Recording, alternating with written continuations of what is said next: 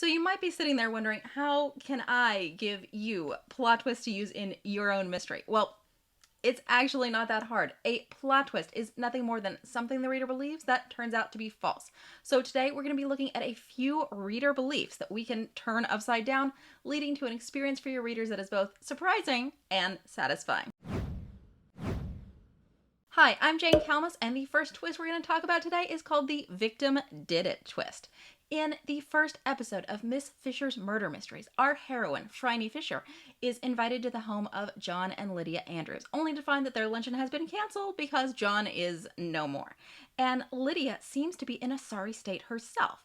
The police investigate and eventually learn that the sugar bowl in the Andrews tea set was laced with rat poison.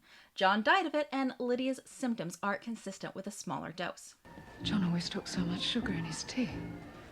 Thank God I didn't finish my own. All right, she's laying it on a little thick here because Lydia is our killer. She put the poison in the sugar bowl herself, being careful to ingest only a non-lethal dosage.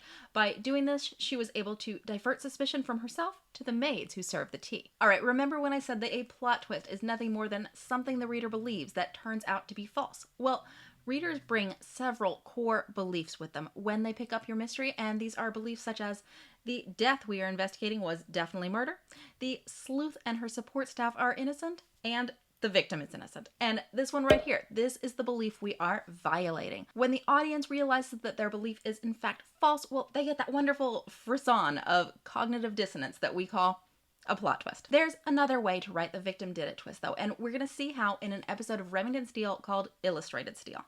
Our sleuths are hired by Artie, a man who thinks someone's trying to kill him, and in fact, he's had several close brushes with death, including a terrible car accident where his car brake lines were cut.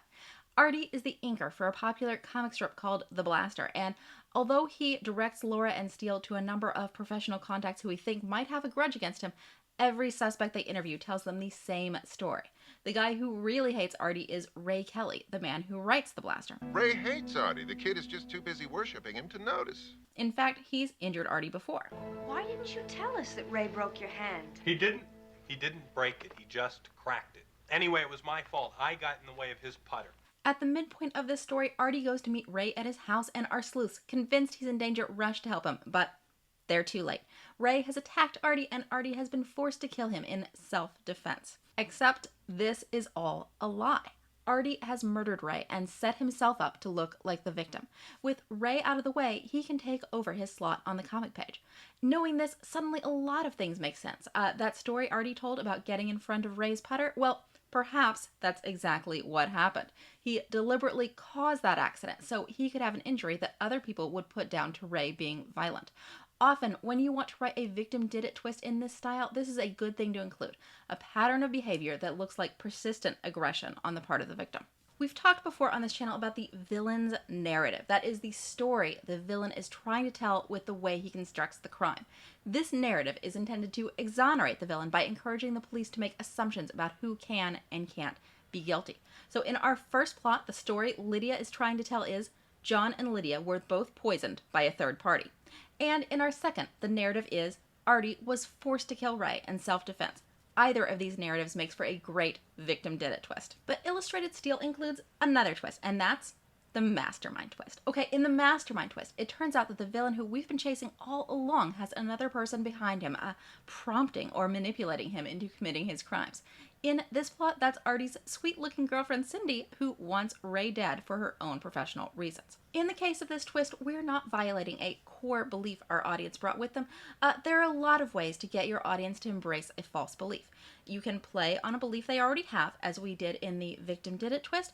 You can have a character give them false information, or, like the villain, you can simply construct a narrative that causes the reader to form assumptions. In this case, the writers have constructed a narrative that makes Artie look guilty as sin. After watching him scheme, kill Ray, and then coolly deliver his eulogy, we're absolutely convinced he's our primary villain, and we're not looking for anyone else.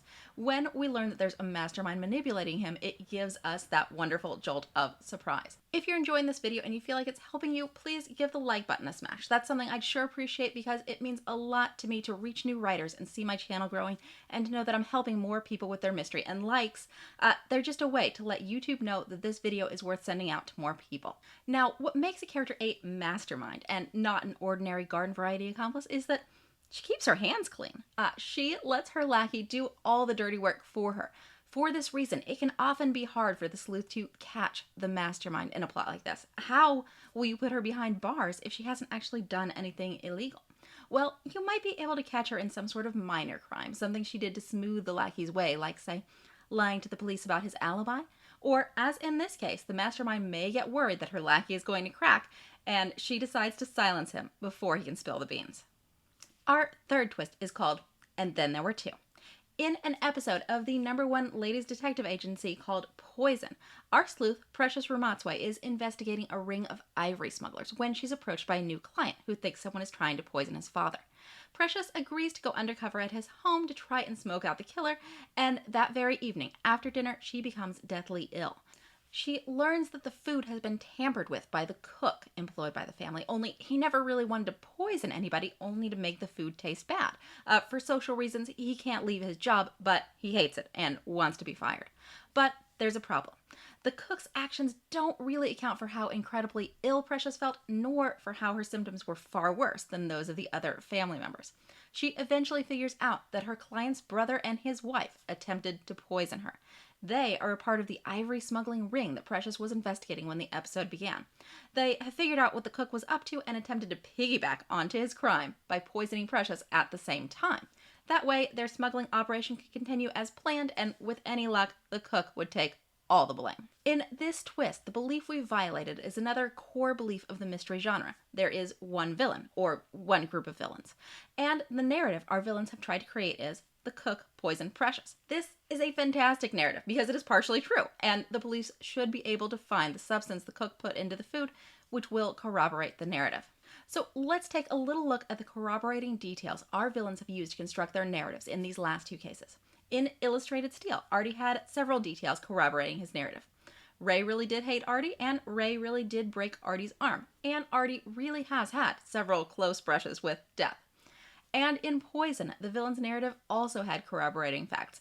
The cook really did sabotage the food, and other people actually did get sick after dinner. When you're constructing a mystery in which the villain has tried to create a false narrative of the crime, you can really strengthen that narrative by making sure it has corroborating facts that correspond to reality, either because other people were acting independently, as in the case of the cook in Poison, or because your villain has built a supporting network of facts to support his narrative, as in the case of Artie in Illustrated Steele. If you enjoyed this video and you feel like you'd like more of the same, I've got another video that lays out 5 different twists and shows them in episodes just like we've seen here so that we can totally understand them. I'm going to link that up right up here, and this one down here, this will be my most recent video. Have fun twisting your mystery. Tech out.